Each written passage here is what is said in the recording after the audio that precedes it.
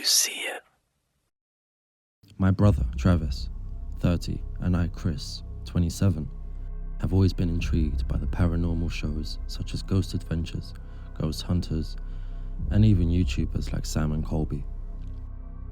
So, as the two thrill seekers we are, we came up with a plan to spend the night in an abandoned building 10 minutes from our home. The building used to be a morgue, but closed in 1961 due to a violent fire that engulfed the building in flames. The local word is the building was cursed by witches and satanic rituals performed in the attached cemetery. Out the back of the morgue is a really old cemetery.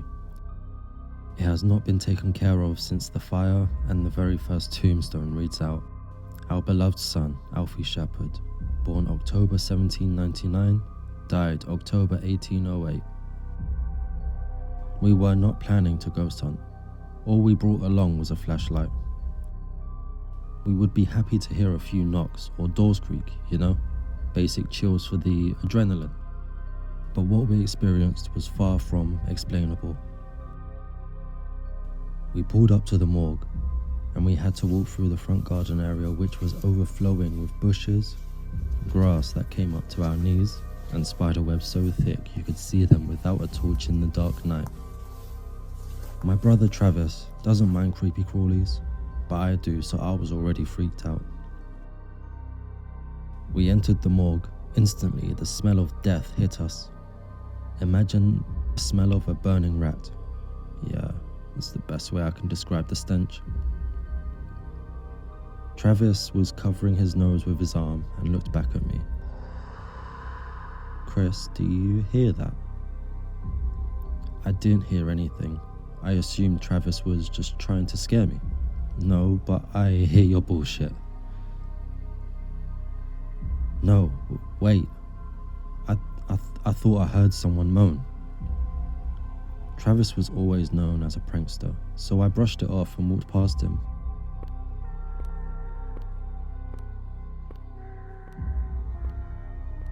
"See, that?" Travis shakily whispered. I heard a few taps, but I put it down to the building being old. No big deal to me. As I walked further in, I saw it. A tall, crooked shadow. I go to put my flashlight on it, but nothing was there. "Travis, did you see that?" I looked back at Travis, and his eyes were wide open. His jaw dropped so much I could see his tonsils. He slowly starts to look up. I see it," he says in a shaky gasp. He points to the corner of the ceiling in the room. "We need to leave right now." I won't lie, I couldn't bring myself to look. His expression said enough. I have never, ever seen him like that. I walked towards the doors we entered from, and then we heard our deceased mother. "Boys, come give Mummy a hug, huh?" I eventually looked back, and it seemed like the darkness became even darker. "Kris, we need to leave right now. Let's go," Travis said. Then we started hearing scratching on the wall right next to us. I didn't think twice. I sprinted towards the exit and accidentally pushed Travis to the floor. I heard him scream. I heard his boots scraping against the rubble on the floor as he was trying to run, but he keeps slipping. I went back for him, but just as I got to him, my flashlight stopped working. I threw it to the floor and grabbed Travis, but then the flashlight started flickering.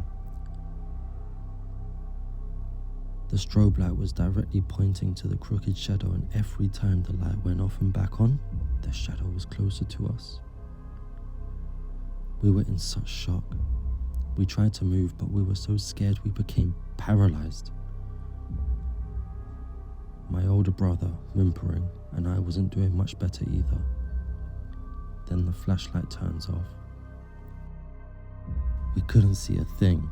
but the exit door, so we started to run for it. Just as we got out, the door closed. We drove home and called the police. I don't know what we were expecting them to do, but we needed to say something to some kind of authority. The building is still there to this day.